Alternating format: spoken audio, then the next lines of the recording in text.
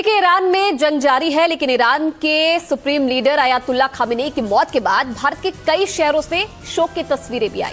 लखनऊ में लोग रोते दिखे। आखिर लखनऊ के मुसलमानों का ईरान से क्या संबंध है और इस जंग में वो क्या चाहते हैं, ये जानने के लिए हमारे सहयोगी अजय दुबे ने लखनऊ के मुसलमानों से बात की है। सुनिए उनका क्या कहना है।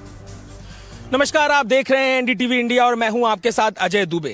अमेरिका, ईरान और इजराइल के युद्ध की आग दिन ब दिन बढ़ती चली जा रही है और इसकी ताप से पूरी दुनिया बेहाल है। ईरान में जो कुछ हो रहा है उसको लेकर पूरी दुनिया में विरोध की तस्वीरें, विरोध के स्वर भी उठ रहे हैं।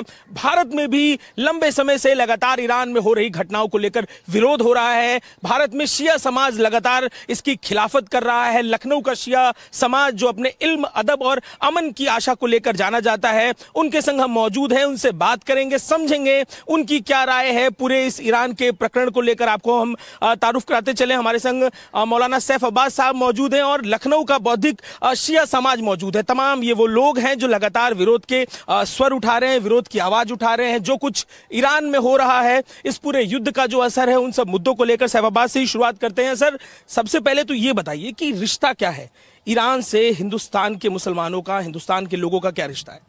बिस्मिल्लाहिर्रहमानिर्रहीम। देखिए, हिंदुस्तान से ईरान का बड़ा कदीमी रिश्ता है और बहुत ही कदीमी ताल्लुक़ात हैं। उसके अलावा चूँकि हमारा मजहबी और जज्बाती रिश्ता भी है, तो ये दोनों रिश्तों के साथ हम ईरान के साथ बंधे हुए हैं। अगर आज आप देखिए तो मैं ये नहीं समझता हूँ कि सिर्फ शिया, ना मैं ये कहूँगा कि सिर्फ मुसलमान, बल्कि नॉन मुस्लिम भी ईरान से उस रिश्ते को लेके जो कदीमी रिश्ता चला रहा है, लेके ऐसा बंधे हुए हैं कि आज वो भी ईरान जिंदाबाद का नारा लगा रहे हैं और आगाए खामनाई की जिस तरह से शहीद किया गया उसकी निंदा और मजम्मत कर रहे हैं। मैं ये समझता हूँ कि पूरी शिया कौम नहीं, पूरे हिंदुस्तान की जनता और उसी रिश्ते के तहत जो आज हमारे हुर्मुज स्टेट से कुछ जहाज निकले तो वो ये कहकर छोड़े गए कि हमने हिंदुस्तान की आवाम के लिए ये जहाज छोड़े ताकि जिस तरीके से वो हमारी हिमायत कर रहे हैं, हम उनको किसी तकलीफ में नहीं देखना चाहते हैं। रिश्ते को लेकर हमने बात की है तो जो धर्म गुरु है ईरान के, उनका खास तौर पर लखनऊ और बाराबंकी से भी रिश्ता रहा है। लोग हैं, उनसे भी हम बात करते हैं। साहब, जरा आप बताएं क्या रिश्ता रहा है? जो धर्म गुरु रहे, बाराबंकी में भी उनका परिवार कुछ रोज रहा है। जी, 1900 में इनका विलादत हुई थी ईरान कुम में अयतुल्ला ख़ुमैनी साहब की, और उनके बुजुर्ग कंतूर में ही बाराबंकी के रहने वाले थे। वो कब गए, काफ़ी पहले यहाँ से ईरान जा चुके थे वो लोग, वहीं मुकीम हो गए। और जो ईरान में इनकलाब की नींव है, बुनियाद है, बीज बोया था अयतुल्ला ख़ुमैनी ने। अयतुल्ला ख़ुमैनी पेरिस में रहने के बाद ईरान में इनकलाब बर्पा करवाया और रज़ा शाह पहलवी जो इस्लामी निज़ाम से बिल्कुल अलग अपनी हुकूमत चला रहा था, उसको उन्हीं ने वहाँ से हटाया और ख़ुद ईरान में इस्लामी गणतंत्र राज कायम किया। अच्छा, आप बताएं ये नौबत क्यों आ गई? ये ईरान के साथ जो युद्ध हुआ, इजराइल अमेरिका, ये नौबत क्यों आ गई? क्यों ऐसी स्थितियां बनी? बिल्कुल, अमेरिका और इजराइल को ये लगता था कि मुस्लिमों की जो सही हिमायत कर रहा है वो ईरान कर रहा है, और ईरान ने करके भी दिखाया। जिस वक्त फिलिस्तीन को बमों से पाटा जा रहा था, 1 लाख से ज्यादा लोग वहां मर चुके थे, उस टाइम सिर्फ एक आवाज उठी थी ईरान की, और वो खामनाई साहब की। हम खामनाई साहब और हमारा मजहब ही हमको सिखाता है कि जो मजलूम है, जो पीड़ित है, हम उसके साथ हैं। वही ईरान ने किया। और जो आप सिनेरियो आप देख रहे हैं, आप घबराइए ना। उस पर एक शेर बड़ा अच्छा मुझे आ रहा है कि तूफान कर रहा था मेरे अज़्म का तवाफ, दुनिया समझ रही थी मेरी कश्ती भंवर में। 70 साल से फिलिस्तीनी मार खा रहे हैं, उनकी जमीनें छीनी जा रही हैं, तो उसका जवाब तो वो देंगे। उन्होंने जवाब दिया है, वो अपनी जमीन के लिए। उससे पहले जो इजराइल ने वहां किया है उसके बारे में बात होना चाहिए ना। इसका अंत ये देख रहे हैं कि ट्रम्प जो है अब बहुत जल्द जो है ये जाने वाले हैं। वहाँ की जनता को भी ये एहसास हो गया है कि वहाँ की जो सरकार है वो इजराइल चला रही है। ये समझे थे रिजीम चेंज कर देंगे, अल्लाह ने दूसरा बैठा। कोशिश थी अमेरिका की। आप क्या समझते हैं अमेरिका जो ये हमला करने पर क्या सोच के उतरा था, क्या कोशिश थी? उनके हुक्म से उतरा था। ये समझाऊं कि इजराइल ने जैसा कहा वैसा उसने किया। इस्लाम जिंदा होता है करबला के बाद। आप देखिएगा, इस्लाम अब जिंदा होगा और अमेरिका और इजराइल इस दुनिया से मिट जाएंगे, क्योंकि जालिम मुल्क हैं। इन्होंने जुल्म किया है, मासूम बच्चों बम मारे हैं। इजराइल क्या कह रहा है? इजराइल कह रहा है हम अमेरिका के कारण इस जंग में कूदें, अमेरिका कह रहा है हम इजराइल के कारण कूदें। तो ये कूदे क्यों हैं? ये पूछा किसी ने? क्यों एक दूसरे पे इल्जाम लगा रहे हो? वो कह रहे हैं हम अपनी आर्मी जो है वहाँ ईरान की सरजमीन पे उतारेंगे, अमेरिका कह रहा है, इजराइल कह रहा है हम नहीं उतारेंगे। तो तुम ना, अच्छा आप ईरान को दुनिया नहीं मानती कि उसके पास ताकत नहीं है। आप हमें एक बात बताइए, पूरी दुनिया ये तो मानती है वो सुपर पावर है।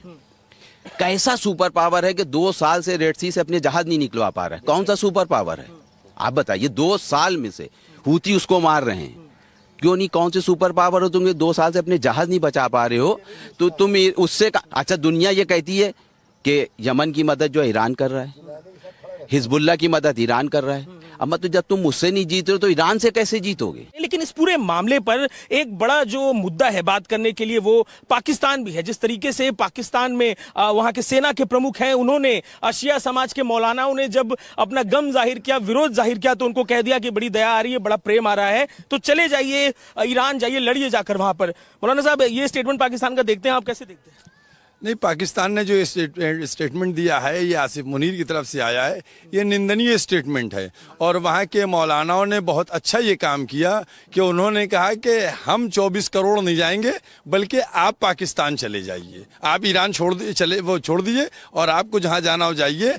मैं समझ नहीं पाया कि आसिफ मुनीर के लिए क्या कहा? आसिफ मुनीर के लिए कहा कि हम लोग जो हैं पाकिस्तान में रहेंगे, आप इजराइल चले जाइए या अमेरिका चले जाइए, जहाँ भी आपको जाना हो। पाकिस्तान की 24 करोड़ जनता वो पाकिस्तान में रहेगी। पाकिस्तान का देखिए मसला ये है कि जिस तरीके से वो पूरे दुनिया के अंदर एक दहशत का माहौल, और इस वक्त वो अपनी जगह तलाश रहा है कि कहीं हमको कोई जगह मिल जाए, हम ट्रम्प से कुछ ले लें या नेतन्याहू से कुछ ले लें, इस फिराक में लगाए। इसका अंत है कुछ? इस बिल्कुल, देखिए अंत, हर चीज का एक अंत है। ये जो युद्ध चल रहा है इसका भी एक अंत है। ये जो अमेरिका और इजराइल जो जालिम हुकूमत है, ये जुल्म ढाना चाह रही है, ये पूरी दुनिया पे चाहती है जुल्म होता रहा है। हम ईरान के साथ खड़े हैं, कल भी खड़े थे और आज भी खड़े हैं। और ईरान, इतने मुल्कों से ईरान पर हमला हो रहा है और जगह जगह बेसिस बना रखे हैं अमेरिका ने, लेकिन एक अकेला ईरान 8-8 जगह 9-9 जगह हमले कर रहा है। डर क्यों नहीं रहा है? मैंने इसी ख्याल को लिखने की कोशिश की है। सुनो, जो वीर होते हैं वो मैदानों में रहते हैं। सुनो, जो वीर होते हैं वो मैदानों में रहते हैं। शहादत के दीवानों के लिए बंकर नहीं होता। शहादत के दीवानों के लिए बंकर नहीं होता। कोई जाकर ये अमेरिका और इस्राइल से कह दे, जहां ईमान होता है वहां पर डर नहीं होता। ईरान के पास ईमान की ताकत है, इसलिए ईरान निडर है। पाकिस्तान आप देख रहे हैं इस पूरे घटनाक्रम में चौधरी बन रहा है। चौधरी तो अच्छा, एक मिनट, आप कह रहे हैं चौधरी वो बन रहा है, चौधरी तो ये भी बन रहा है, उसी का तो भाई ये भी है ना। चौधरी तो ये भी अमेरिका भी बन रहा है। अच्छा, एक बात आप बताइए, अमेरिका ने किस हिसाब से इस पे ईरान पे हमला करा है? किसी पे ईरान ने आज तक हमला करा? किसी पे नहीं करा ना, आज तक नहीं करा। ये पूरा जब घटनाक्रम घटा, एक तथ्यात्मक बात जो है, जब सबसे पहले शुरुआत होती है इजराइल में टूरिस्टों पे हमला करने के बाद, फिर जो पूरा स्ट्रिप को इजराइल हमला लगातार करता है। पहले ईरान इजराइल के ऊपर आज से लगभग 6 महीने पहले रॉकेट दागता है। रॉकेट जी नहीं, पहले उसने नहीं नहीं, ऐसा नहीं। ईरान ने कभी किसी पे मुल्क पे हमला ही नहीं किया आज तक, कभी नहीं किया आज तक। जो फिलिस्तीन वाली बात कर रहे हैं, जो फिलिस्तीन ने हमला करा उसके ऊपर इजराइल पे, आप वो बात कर रहे हैं, तो क्यों हमला करा? अच्छा, पर निकल आएंगे कि अब हम लोग अपनी अपनी जगह पर हक की बात बोल सकते हैं। बताएं कैसे याद करती है? जी, उनके लिए तो दिल में दर्द है, और ये जंग अच्छाई और बुराई के खिलाफ है, और अमेरिका वाले ये जंग इसलिए करवा रहे हैं क्योंकि एप्स्टीन फाइल को छुपाने के लिए। क्या ये एप्स्टीन फाइल ही कारण लगता है कि तेल को लेके अमेरिका के प्रयास लगते हैं कि इजराइल से जो ईरान की जंग? नहीं, ये इसके खिलाफ ये नहीं है, लेकिन जो अभी एप्स्टीन फाइल जो बीच में खुला था, ये किस्सा दबाने के लिए अमेरिका वाले जो है जंग कर रहे हैं। तो देखिए, तमाम लोग अपने अपने तरीके से खमेनी साहब को याद कर रहे हैं, जंग के कारण को बता रहे हैं। मौलाना साहब के पास फिर वापस चलते हैं, उनसे समझते हैं। पहले तो साहब आप बताएं, ये जो पूरा मामला है ईरान को लेकर, जरा खड़े होंगे, और आपका जिक्र जो था ईरान के मसले को लेकर, आप कुछ पंक्तियां सुनाने को कह रहे थे। हाँ बिल्कुल, देखिए सबसे पहले तो हम ईरान से पहले पाकिस्तान की बात करते हैं। आप बहुत देर से कह रहे हैं पाकिस्तान, तो वो बंकरों में नहीं जाते। हमने कुछ शेर कहे हैं कि आदतें जुल्म की जालिम को तबाही देंगी, आईना उसको हकीकत का दिखाई देंगी, गर्दनें कट के भी पैगाम इलाही देंगी, रन में बिखरी हुई लाशें ये गवाही देंगी, जो हो कुछ रोज की वो शान नहीं छोड़ते हैं, शेर मर जाते हैं मैदान नहीं छोड़ते हैं। हम शेरों के मानने वाले हैं, हम शेरों से मोहब्बत। नारे तकबीर। हम शेरों से मोहब्बत करने वाले हैं, हम बंकरों में छुपने वालों की औलाद नहीं है। और ये जो लड़ाई है, जो जंग है, आज की नहीं है, ये 1400 साल पुरानी है। हमारे पूर्वज हजरत अली अलैहिस्सलाम ने इनके पूर्वज मरहब को मारा था। ये उसकी अदावत लिए हुए आज तक बैठे हैं, सोच रहे हैं कहीं ना कहीं से इस कौम को पस्त कर दिया जाए। मगर ये कौम न मिटने वाली थी, न मिटने वाली है और न मिटेगी। क्योंकि अगर इस कौम को मिटना होता तो 1400 साल पहले करबला में मिट गई होती। आज जो हमारी जिंदगी है, इस बात की अलामत है दुनिया की कोई ताकत हमें नहीं मिटा सकती। सारी दुनिया कह रही है America super power, America super power. America में और ईरान में फर्क ये है कि दुनिया अमेरिका को सुपर पावर मानती है, लेकिन ईरान कहता है सुपर पावर अल्लाह है, सुपर पावर पैदा करने वाला है। और अल्हम्दुलिल्लाह हम खुश नसीब हैं, हम भारत में रहते हैं, हम हिंदुस्तान में रहते हैं, हम हिंदुस्तान से मोहब्बत करने वाले हैं। क्योंकि हिंदुस्तान में मजहब नहीं देखा जाता, हिंदुस्तान में मोहब्बत देखी जाती है, इंसानियत देखी जाती है। मैं सुनाता हूं आपको, ये मेरा मुल्क है, ऐसी जमीन किसको मैसर है। आप भी सुनिए, ये मेरा मुल्क है, ऐसी जमीन किसको मैसर है। मैं खुद एक फूल हूं, बागीचाए उल्फत में रहता हूं। मैं खुद एक फूल हूं, बागीचाए उल्फत में रहता हूं।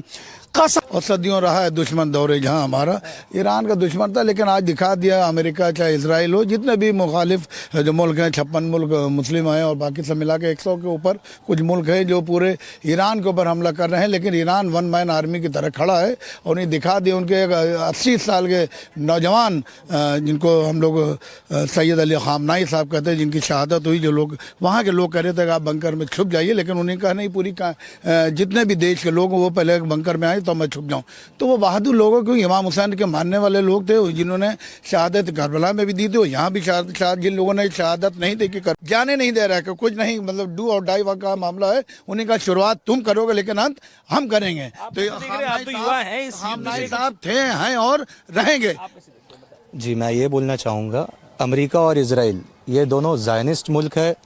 ये दोनों के जो लीडरशिप है, ये लोग पूरी तरह बिक चुके हैं, करप्ट है और इलीट्स लोग की बात सुनते हैं, जो कि ज़ायनिस्ट में आता है। और सारे धर्म की किताब आप उठा करके देख लीजिए, सब में ये चीज़ लिखा है कि एक जंग होने वाली है अच्छाई और बुराई के खिलाफ। जब दुनिया ख़त्म होगी उससे पहले एक जंग होगी, बहुत बड़ी जंग होगी अच्छाई और बुराई के खिलाफ, जिसमें बहुत ज़रूरी है हम सब इंसान के लिए कि हम लोग उसमें अच्छाई का रास्ता चुनें और अच्छाई का साथ दें। और ये जंग जो है, जो अभी शुरुआत हुई है ईरान और अमेरिका और इजराइल के अगेंस्ट, ये सिर्फ एक शुरुआत है।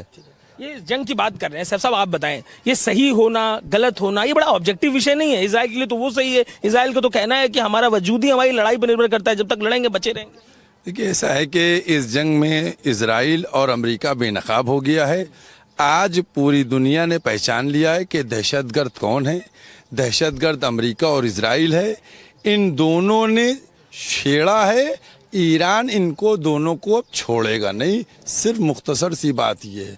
और जहाँ तक इनके कैरेक्टर का है, जौलानी के साथ बैठ के नाश्ता करना, आसिफ मुनीर के साथ बैठ के खाना खाना, ये खुद बतला रहा है। $1 करोड़ का जौलानी पर इनाम था, $10 मिलियन। उसको आपने अपने पास बुलाकर बिठा लाए, इसका मतलब आप दहशतगर्द के सपोर्टर हैं। अब इंडिया को समझना चाहिए कि इन जैसे दहशतगर्द मुल्कों के साथ रहना है या ईरान जैसे अमन पसंद मुल्क के साथ रहना है। अमन पसंद ईरान की बात करें, आखिरी बात जरा आप बताएं। क्या? बस लास्ट में ये कहना चाहूँगा, बस एक फ्यूचर प्रेडिक्शन में बता रहा हूँ इस टाइम क्या होने वाला है। इस टाइम ट्रंप ने अपनी नेवी इस टाइम 50,000 ट्रूप्स जो हैं इस टाइम मिडिल ईस्ट में पहुँचा दिए हैं और पूरा का पूरा अमेरिका की आवाम उस ग्राउंड इन्वेजन के अगेंस्ट है। तो जैसे ही ये ग्राउंड इन्वेजन अगर ये स्टार्ट करते हैं खारगारियन को कन्फिस्केट करने के लिए, पूरी की पूरी आवाम जो है, जो मिड टर्म इलेक्शन आने वाला है यूएस में नवंबर 2026 में, उसमें इनका इम्पीचमेंट हो जाएगा और ट्रंप की सरकार गिर जाएगी। देखिए, लखनऊ के शिया समाज के लोग हैं, अपनी बात ईरान को लेकर तमाम बिल्कुल देखिए अलग अलग, जैसा कि इन्होंने पहले ही बताया कि शिया समाज के और अलग अलग जो सुन्नी है और तमाम लोग जो है यहाँ इकट्ठा हैं। सैफ अब्बास साहब हैं, धन्यवाद सर, आपने तमाम बातों पर अपनी राय रखी। और तमाम लोग जो कुछ ईरान में हो रहा है, ईरान में जो कुछ घटनाक्रम घटा है, उसको लेकर अपनी जो राय है वो रख रहे हैं। इजराइल अमेरिका की खिलाफत कर रहे हैं, भारत सरकार के लिए भी कह रहे हैं कि ईरान का साथ देना चाहिए। लगातार ईरान में हमला जो है जारी है। ईरान पलटवार भी लगातार कर रहा है, उसको लेकर पूरी राय यहाँ पर लखनऊ में लोगों ने रखी है। जर्नलिस्ट राजेश गुप्ता के संग अजय दुबे, एनडीटीवी इंडिया।